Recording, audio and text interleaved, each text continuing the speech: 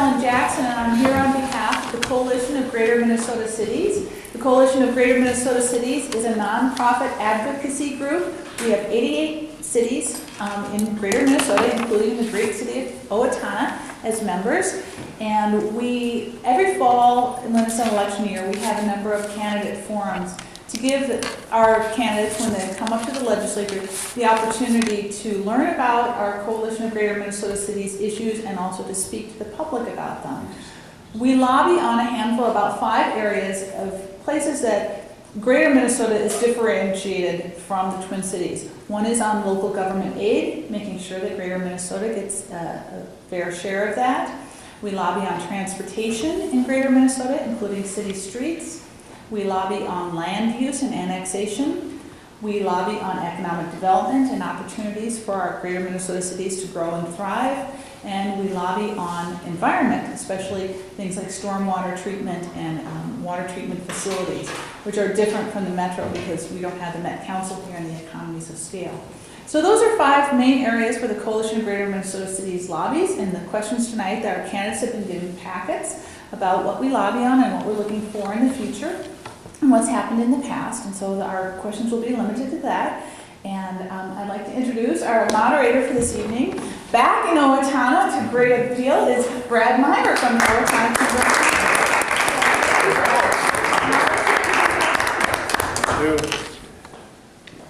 Okay. Excellent. Good evening, everyone. As she said, I'm Brad Meyer, President of the Owatonna Chamber of Commerce. I'm thrilled to be asked to be the facilitator for today's forum, so thank you.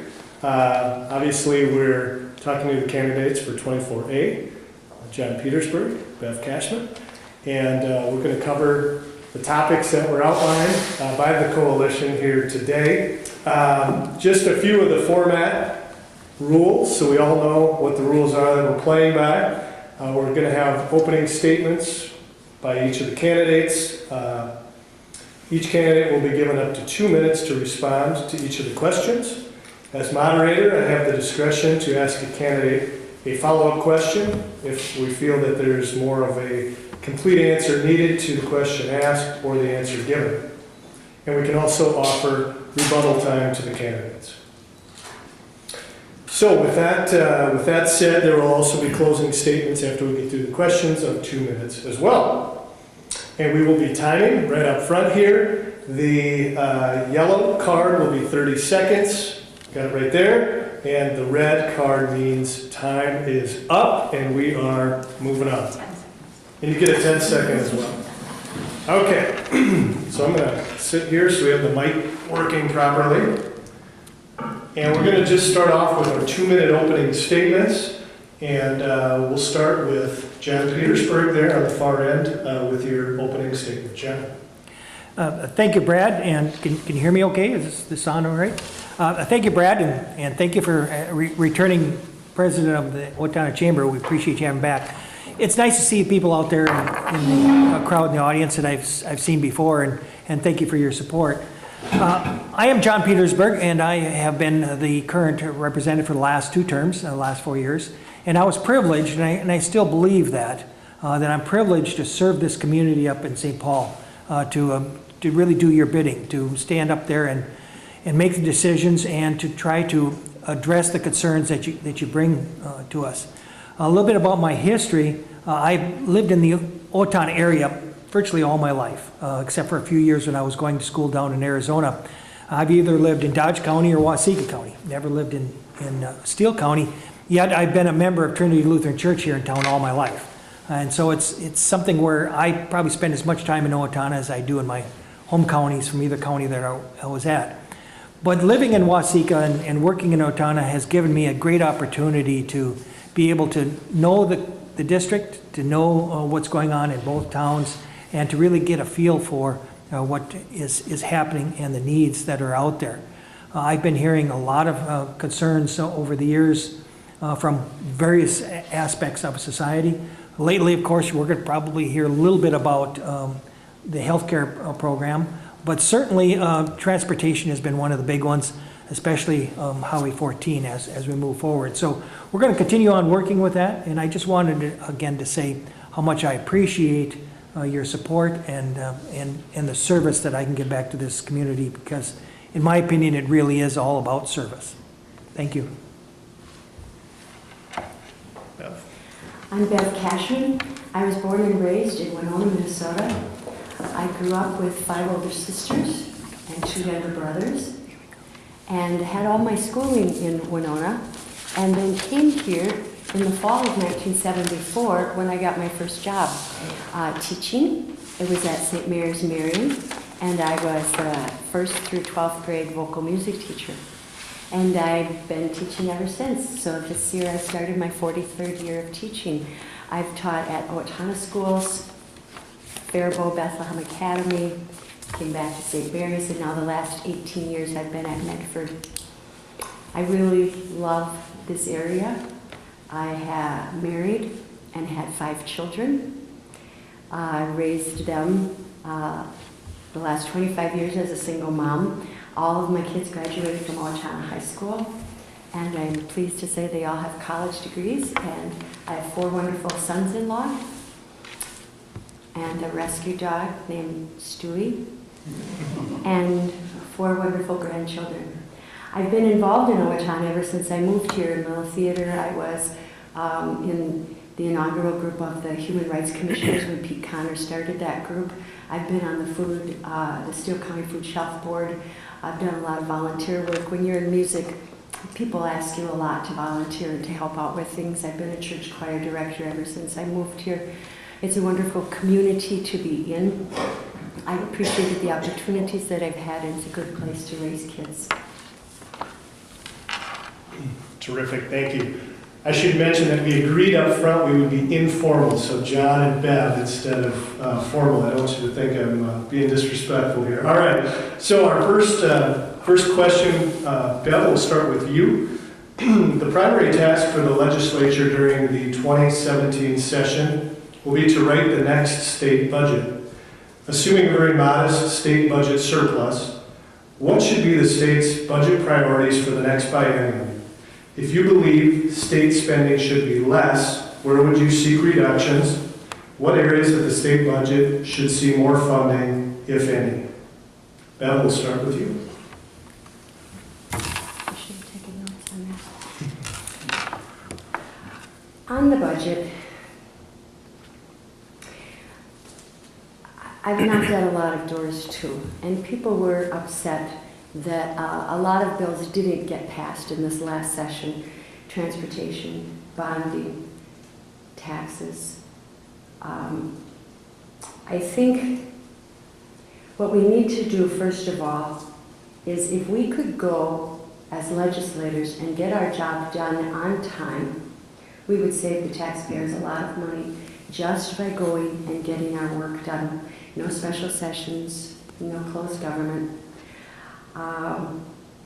I think that transportation has been a big deal. That the legislature and the governor agreed that we needed $600 million a year just to keep up with the roads that we had, and we were disappointed that we didn't get transportation money this time, particularly down here on Highway 14. So I think we need to figure out a solution. We agreed, and by that I mean both the House and the Senate, Republicans, Democrats, that we need to get money for this. We just haven't agreed yet on how we're going to get the money for that. So number 1, we can save money by getting our work done on time. Number 2, we do need to see more money for transportation, figure out how we're going to meet that $600 million a year. I know that the governor has asked and would really like more preschool education. The more you read about children and their brains, the more I think we do need more preschool education available to particularly parents who can't afford it. And as John said, health care is going to be huge. Thank you. John, the same question to you regarding the 2017 session and writing the state budget. If you believe spending should be less, where do you seek reductions? What areas of the state budget would you see more funding, if any? Well, that's a very good question, and one that really boils down to something fairly simple. And for me, it is that prioritizing for the state budget should be threefold. We really have, by Constitution, three responsibilities from the state. One is for education of our children, K-12. The other is for public safety, and that's fire department and security and all the other. And the other is infrastructure. And that's more than just roads and bridges, it's also the buildings that we have, own, et cetera. So those three constitutionally are the areas that we really need to start prioritizing on. Beyond that, everybody else then, I mean, it kind of fits into the pie and into the ownership of where the funds actually get to be distributed from. So, you know, we talk a little bit about transportation and K-12, et cetera, and yes, we absolutely have to provide for them. The challenge for us is that sometimes we just throw more money at it rather than being effective and looking at where the impact is. For example, the pre-K programs that we hear talked about, there are a lot of good programs out there in the public already that are not just funded and directed by K-12 educational systems. And those programs are something where we really felt that it was better to target the kids that needed it the most and do that through the ability to provide scholarships, et cetera. Now, I'm sure we'll be talking about more transportation issues later, so I'll leave that for later. But the point is that we need to understand that the dollars that the state spends doesn't come from something magical. It first has to be taken out of your pockets. It has to be taken out of my pocket. It has to be taken from the taxpayers that are there. And I think that the taxpayers are asking us to have a fiduciary responsibility to spend it wisely when we do. Thank you. The next question is a big priority for the Coalition of Greater Minnesota Cities, and it revolves around local government aid. John, we'll start with you on this one. Local government aid continues to be an important program for restraining property taxes and providing services to residents and businesses at a reasonable cost. For 2017, the LGA formula distributes approximately 66% of all LGA funds to Greater Minnesota versus 34% to the metro area. The LGA formula was reformed in 2013 and has the support of the Coalition of Greater Minnesota Cities, Metro Cities, and the League of Minnesota Cities. The LGA appropriation to cities across the state is flat. It does not increase with inflation. Also, due to past cuts, LGA is still $45.5 million less than it was in 2002. All that said, here's the question. Do you support the current LGA formula, and would you support an increase in LGA to get back to the 2002 level? John, we'll start with you. Thank you. So 2002 was the level in which it peaked. And certainly we'd all like to go back to those times in which we were at the peak. If we look at where we were at in 1971 or earlier, or that was about when LGA started, we're still lagging behind that in actual dollars in regards to inflationary. I think we're probably down about 20% from there. From 2002, we're a lot farther than that from those dollars. But again, as we talk about, most cities right now, their tax revenues for property taxes probably run about 35 to 40% of their budget. And some cities are getting as much as 70% of their budget is through LGA. In Owatonna here, I think we're much lower than that, but probably another 40% or so for, or so in that regard for LGA for the budget, and then the rest come from other sources. And Chris there can probably answer that question better than I can as far as the dollar amounts. We haven't kept up with inflation, and there's a big need for LGA in regards to how we provide the services that we're all expecting from where we live, and the dollars that are available to be raised through the assessment of property taxes. So how we get there is obviously the challenge that we have. The state legislature is also struggling with how do we do that, because the money that we give through LGA is also collected from the pockets of the people that live here in Owatonna, along with others. It's part of the sales tax and part of the others, and there certainly is property tax on businesses that is also collected to the state and then transferred back down to LGA. In 1971, the LGA was created in order to really compensate for some other changes in local government aid programs, and it's a program that I think is worthwhile, may need to be tweaked a little bit, but certainly we need to continue on the growth. Thank you. Bev, I'll repeat the question for you. Do you support the current LGA formula, and would you support an increase in LGA to get back to the 2002 level? I do support the formula. And that when John talked about how some cities get 70% and some get like 30% up in the cities, that formula is based on what the needs are. And some towns who are not property rich don't have as much of a tax base. And so the LGA is important to them. And LGA is used most often for police and fire safety. And you don't want to take that away from cities. When it comes to whether or not we would raise it, it's true in what you said that it was high, the highest in 2002, and we haven't seen those rates return now in the last 14 years. And when LGA doesn't come to us, that's when our property taxes go up. John, when you were talking about the House bill, you know, the House actually froze LGA, and you voted for $20 million, where the Senate asked for $85 million. 20 million is a low number, and I think that we can do better than that, that we can come to a consensus on that. And I'll leave it at that. Okay. Thank you very much. Next question here is regarding our favorite topic, transportation. And I say our because we have a particular road we're trying to fund down here, as you both know. In 2015, both Democrats and Republicans agreed our systems of highways, roads, and bridges need about $600 million a year, but they failed to pass a long-term transportation funding bill. So here's the question, and Bev, we'll start with you. Would you support a gas tax increase to help pay for highways, roads, and bridges? If not, where would you propose to find the $600 million a year to cover this need? I'm going to say that I would support a gas tax increase. And there are a number of reasons for that.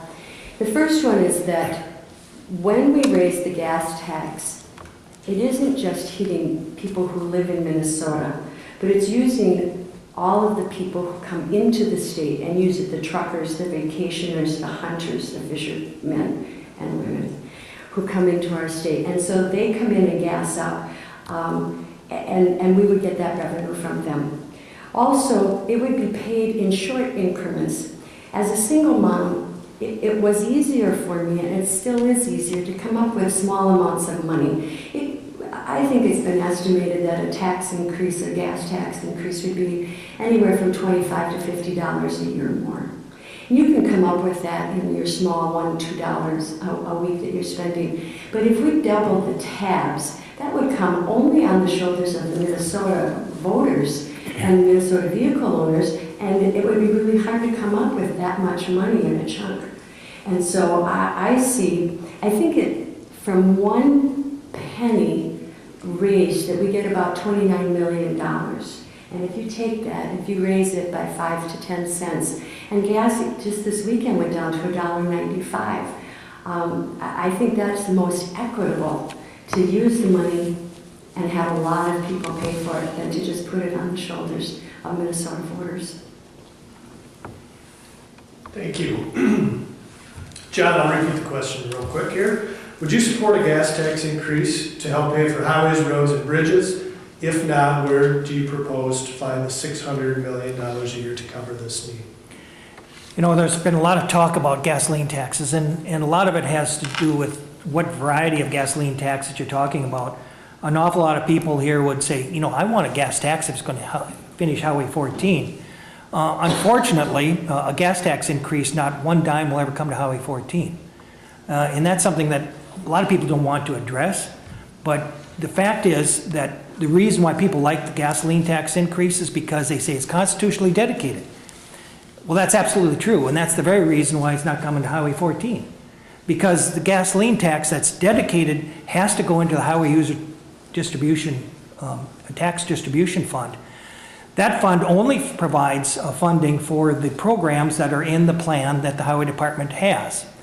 Well, guess what? Highway 14 isn't in any of their plans. It's not in the 7-year SHIP program. It's not in the 20-year plan. The only way it gets funded is through Corridors for Commerce. Corridors for Commerce requires cash or some other bonding mechanism in order to fund it.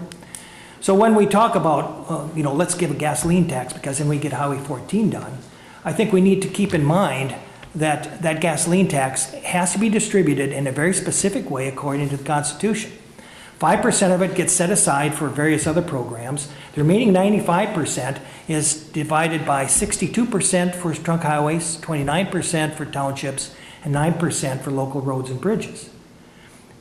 Well, that when you divide that out, the approximately 12,000 miles of trunk highway that we have here in the state is funded by that $1.2 billion that's used for trunk highways.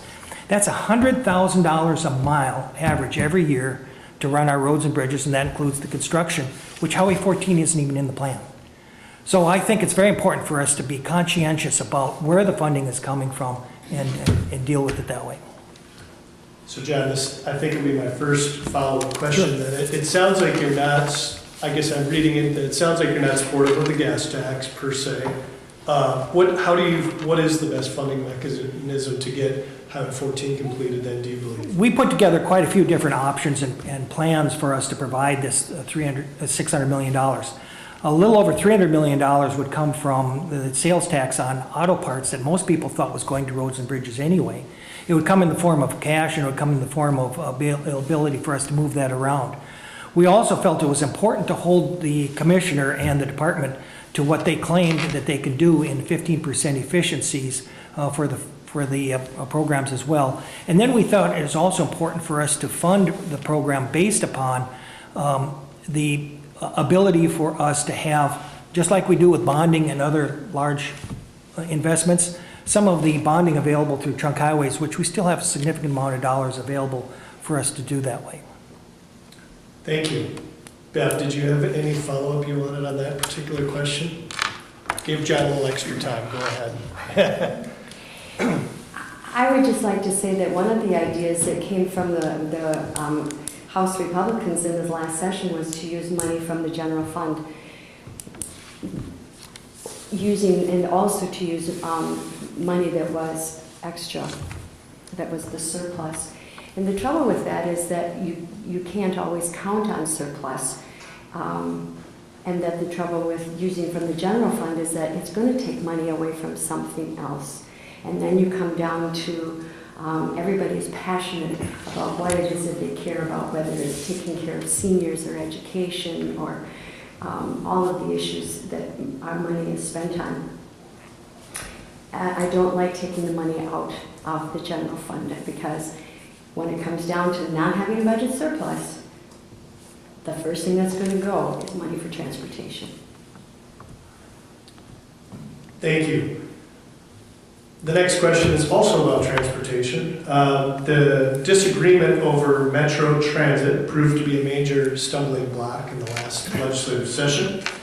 Would you support allowing the Twin Cities metro area to raise its own revenues, like a regional sales tax, to pay for its own Metro Transit in order to break the stalemate over transportation funding? And John, we will start with you.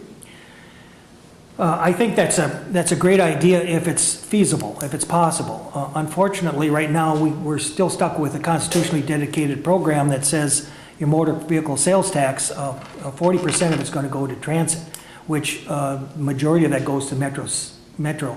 There's also a fair amount of our license tab that also goes to transit. So unless we can fix that, we certainly are going to all be paying for the issue up there. For the transit up there. In addition to that, unless nobody from Greater Minnesota is going to go up there and buy any products. Sales tax that will primarily be used to fund that is also going to be a raised of sales tax in which we will also participate in that. But the issue for me isn't as much about the funding of the Metro Transit program as it is its effectiveness and its ability to weather the changes in what transportation is occurring over the next decade. With the auto driving cars and with the efficiencies in Uber and Lyft, we're finding that the ridership in many other parts of the country are starting to decline. They're not growing up. And to know the fact that we subsidize as a state or as even in the metropolitan area, 65 to 75% of the cost of running the transit programs, it seems like we really need to rethink about how we fund that and how we provide for it. The fare boxes are being kept low for those that can't afford it, and rightly so. I think that's appropriate for us to do so. But unfortunately, we don't do that same style of keeping every price low when we talk about food or housing. Instead, we give an EBT card or something else to target and allow those that can pay for the service the ability to pay for regularly. I think that's a more appropriate way, and certainly something we have to tweak and work at. Thank you. Bev, would you allow the Twin Cities metro area to raise its own revenues, like a regional sales tax, to pay for its own metro transit in order to break the stalemate over transportation funding? I would. Those counties were willing to raise their own taxes and to raise their own funding, and it wasn't going to cost outstate Minnesota the money for it. I don't understand that. I don't understand what the fight is when we are all Minnesota, and I don't like that division of pretending like the cities is one different planet or different state and that we in outstate are different. We go up to the city, look at where we live. We go up to the cities and we use the Twin Cities. We take that transit and we go to the Vikings games and the Twins games and all of the other things that we're going to go to. We use it. And I think it's foolish to think that we aren't going to benefit from that, because I think that we are. They got their light transit. They got their light rail transit. We didn't get a transportation bill. But they figured out how to do that. And yes, there is going to be a certain amount of subsidy for that, but we're paying for subsidy for the Metropolitan bus right now, and the transit for the train is going to be less than it is for the buses. I think transportation is changing, but we're still using a lot of gasoline. And I think we need that gas tax, and I think we need to understand that we can do for the environment and for congestion. We can get cars off of the road, and we can use that, especially when we have people who are looking for jobs. They're willing to work, but they don't have cars and they don't have a way to get there. And that was one of the things that this was going to solve. So I disagree. I disagree very much, and I think that that we have to include transit. We have to understand that it can help all of us. Thank you.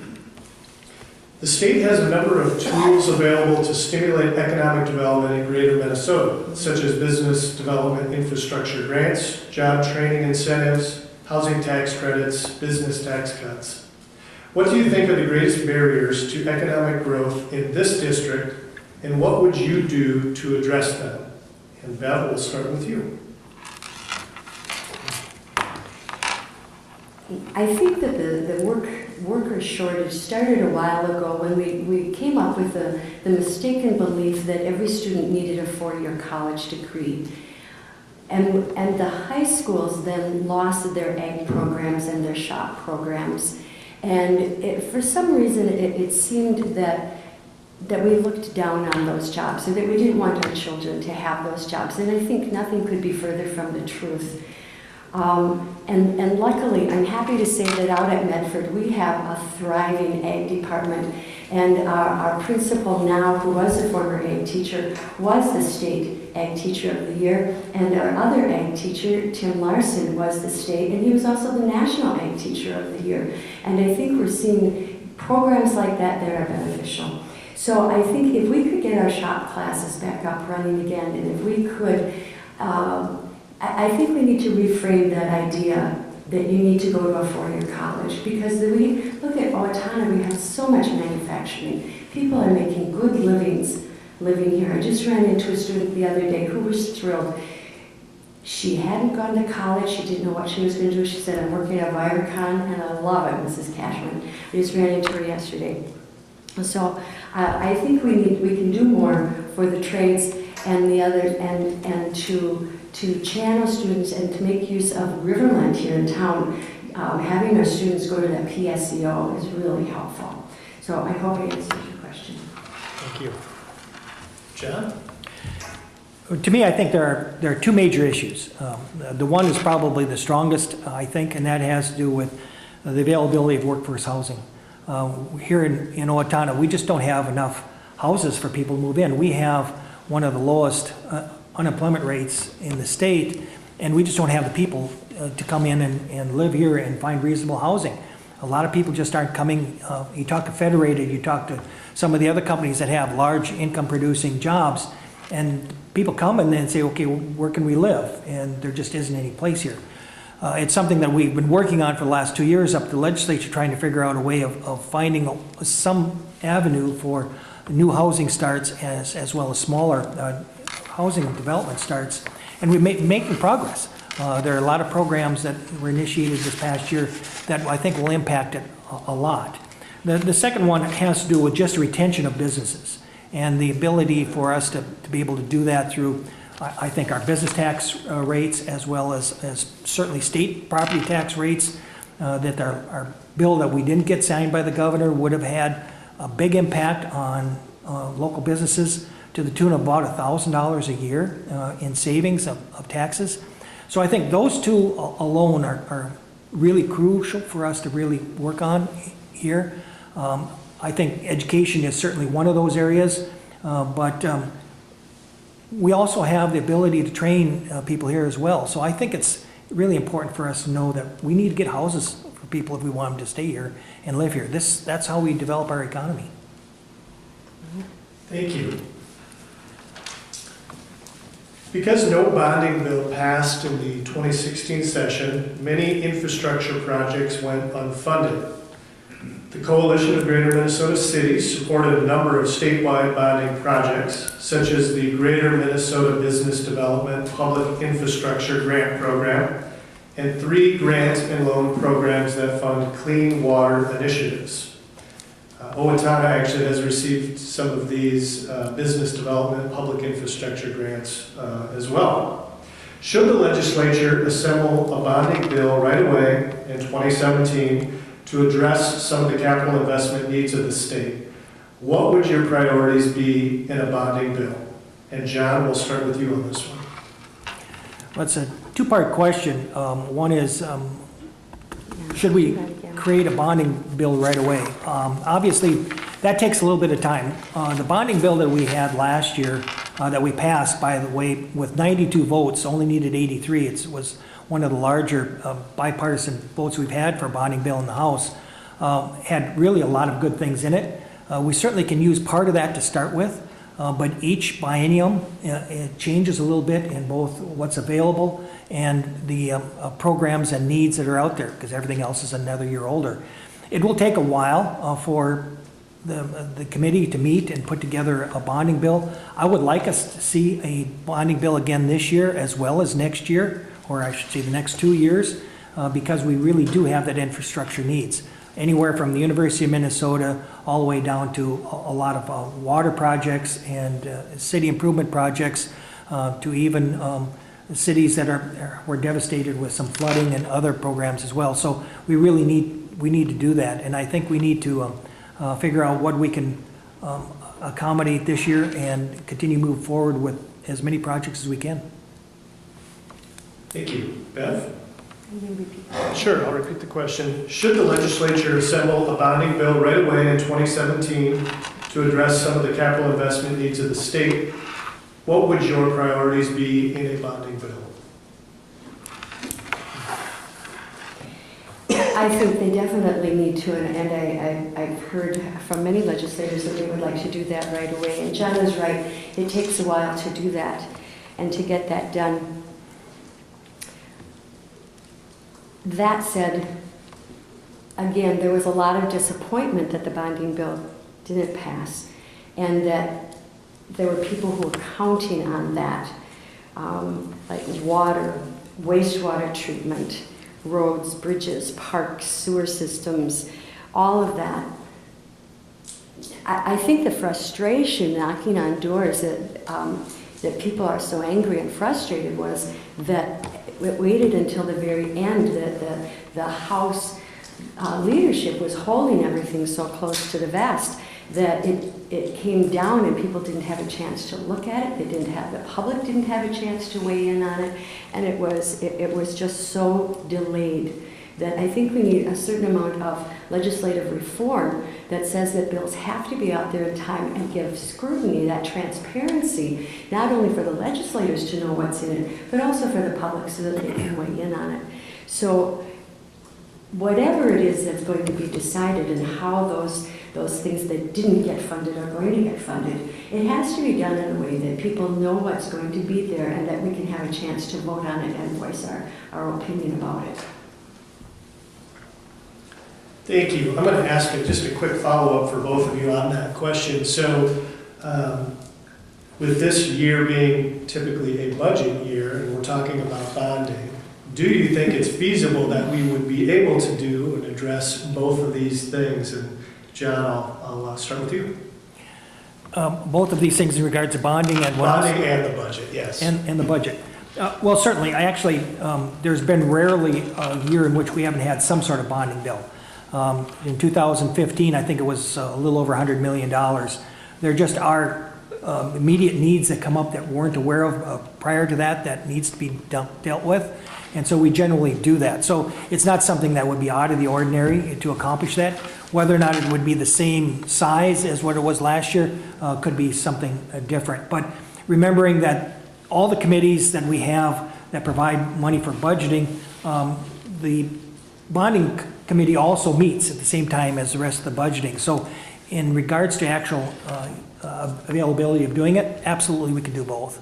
That would not be an issue. And just to kind of remind us about in 2014, the same thing occurred with the bonding bill. It wasn't passed until the very last minute of the session. So. Thank you. Bev, do you think it's feasible that both of these lofty goals of both budget and bonding can be done in the 2017 session?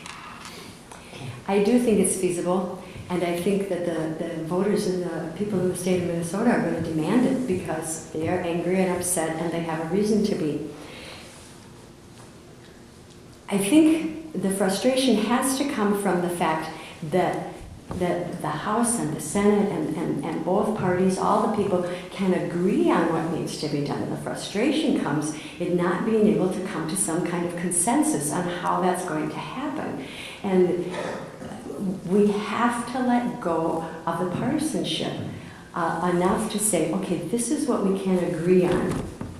Now, how are we going to agree? And it's going to have to go a little bit your way and a little bit my way in order to get it done. And, you know, I know it's a little pun to say I want to bring harmony to the house after being a music teacher. But I think we really can do a better job of coming to agreements and not just sticking to my way or the highway. Thank you. While the legislature accomplished its most basic responsibility of passing a state budget the last biennium, it does seem that the last 2 years are marked with significant disappointments, as we've talked about, including the failure to pass a tax bill, a no-major bonding bill, and continued impasse over transportation. Bev, we'll start with you on this question. What do you think needs to happen at the legislature to make sure that these other important pieces of legislation get passed?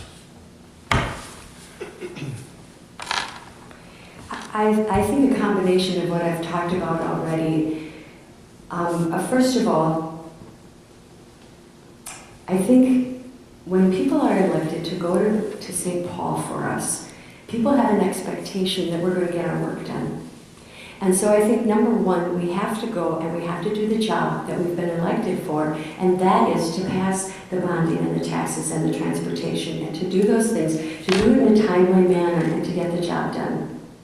And you're right, we've been disappointed that that hasn't happened.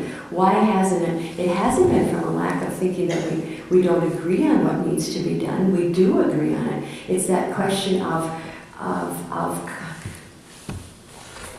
coming to that consensus. And I think as legislators, but also the voters, are going to have to allow their legislators to compromise.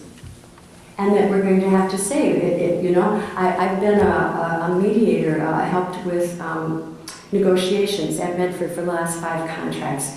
And you know, both sides come in with things that they really, really want, and some things that are okay, if we get it, we do, if we don't, we don't. And at the end of that, when that contract is signed, both sides are a bit disappointed. But they also have something that they really were fighting for. And I think that's what we have to do in the legislature, that we're going to have to say, there are things that this is the mountain that I will die on. But then there are also things that we can say, we can agree on that, we can compromise. Okay, it wasn't what I wanted. So I think some compromise, and I think getting the job done. And again, that transparency. Let's set limits. Let's have it open for discussion. Let the public know what it is. Let the legislators know what it is. And then let's vote on it. Thank you. John, same question to you. This is regarding the tax bill, major bonding bill, and transportation. What do you think needs to happen at the legislature to make sure that these important pieces of legislation get passed? You know, we hear a lot about the fact that the House didn't get the job done, or the legislature didn't get their job done, but I think we need to look back to the actual facts. The facts are that the tax bill was passed by both House and Senate by almost 90% of all the people voting for it. That's pretty much an agreement. Why was it vetoed? Because there was a one-word mistake made by the nonpartisan staff. This is somebody that isn't affiliated to either party that was made in error that would have been easily corrected. We didn't get that done. Why? Because it was being used as leverage for something else. The point is that I once heard just recently that you need to compromise when you can, but when you can't, don't. And that's pretty much what I firmly believe, that when you send me up there, there are certain core values that you expect me to hold for this community. And those are the things that we don't compromise on. Most people don't know that over 50% of all the bills come before both the Senate and the House pass unanimously. About 35% or so of the remaining are passed by both Republicans and Democrats. Only about 10% have a real partisanship feel for it. And those are the ones that we really do need to spend more time at. And if we don't come to a solution for that, it's probably because we haven't got it all worked out yet. And that's important for us to know as a legislature that we do need to keep working on those projects and those programs. And sometimes you aren't going to get it done. The tax bill had some real big issues in regards to the first year that it got passed from the conference committee. When we came around the second time, a lot more of those were settled, and it became even a better bill. And so I think it's important that if we want to resolve some of these issues, we have to be willing to work on them, not just saying compromise, but we really need to work on them and come up with a solution that everybody can abide with. Thank you. Yeah, Bev? Okay. I have to say that I don't think compromise is a nasty word. That compromise means give up. It doesn't. But it means that neither side is right all the time. And that we have to, if we're going to get things done for the state of Minnesota, which is supposedly why we are up there, is that we're going to have to come around to saying we're going to have to reach a consensus and we're going to have to give up a little bit of what we really want. That's what I think that compromise is. The other thing about the tax bill, $100 million error is not a little mistake. And I know it may have been made by someone else, but the thing is, I'm not going to go to the bank and sign a loan from the banker who says, it's got a $10,000 error in it, but we're going to fix it, so trust me. We're not going to do that. And so we aren't going to sign a bill that has a $100 million error. It's not going to happen. Thank you. Anybody know? Go ahead. Anybody know the effect of that $100 million? What that did was we're going to leave $100 million more in local charities that they weren't going to have to cough back up to the state of Minnesota. It wasn't a $100 million error to cost to anybody. it was what $100 million was going to come less to state coffers because it would have stayed there. And it was easily corrected, not only with just some word from both the House and the Senate leadership to say, hey, we want the commissioner to enforce it this way, and we'll deal with it the following year. That was something that's easy. It's been done in many other times when drafting errors like this have occurred, but it didn't happen because it was used for another reason. And I think it's important for people to know that what it was all about and why it occurred the way it did. Thank you. We are now to the point where we're going to do closing statements. And so we want to thank the candidate. Well, we'll thank you in a second. We're going to hear from you one more time. You each have 2 minutes to make a closing statement. And John, we're going to start with you. First of all, thank you for coming and attending. As you know, we do have some disagreements in some areas where we differ in our opinions. And that's what it's all about. That's why we're a democratic society and why we are out here exploring and explaining various positions which we stand for. This is one of those times in which you can hear from the constituents and the candidates as well, and I really thank you for coming and listening to what we have to say. I believe that Minnesota is much better off with a legislature that has opposing views in it rather than everybody agreeing with everybody all the time. I think we explore outside the box better. I think we find alternatives and better solutions when we come at it from differing degrees. I believe one of my strengths has always been improvising and finding alternatives and ideas. It's part of why I think it was helpful for me to have been able to have gotten $40 million into a bonding bill for Highway 14 in a way that hadn't been done before. I think it was important for us to know that we have people that are interested in looking at alternatives rather than just the status quo. And I think that's one of the things that I offer. I'll certainly offer the experience of being up there for the past 4 years and the experience as Vice Chair of Transportation, knowing what can be done and what can't be done and being able to work. I have great friends on the other side of the aisle. Chair Hornstein, who was the past Chair of Transportation, and I spent a great deal of time talking about it, and we actually came up with some collective ideas on how we can solve some of the issue, including transit. And so I think we have a lot going for us and a lot to do. And I just thank you for your support, and I ask for your support in another 2 weeks. Thank you. Bev, 2-minute closing statement.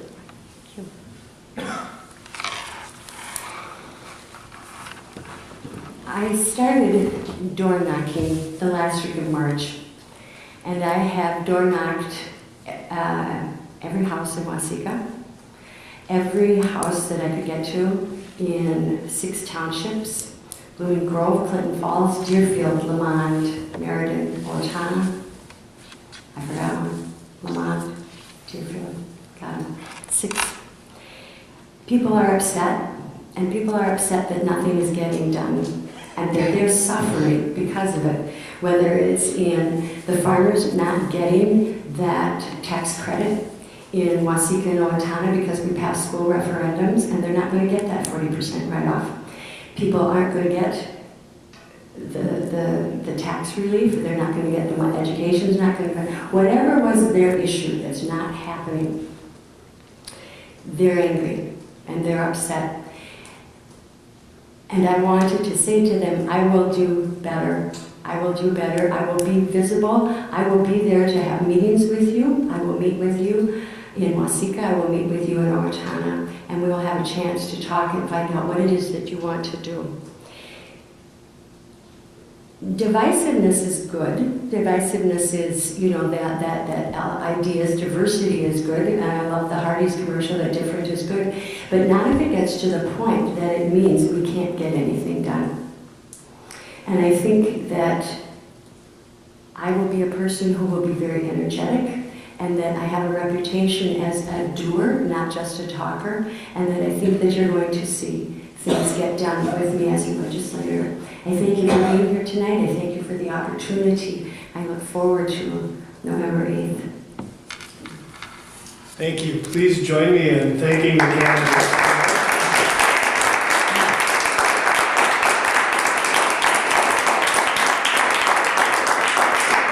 On behalf of the Coalition of Greater Minnesota Cities, thank you, Bev Cashman, Representative Petersburg, we appreciate it. And thank you all for coming and listening today. And remember to vote on November 8th.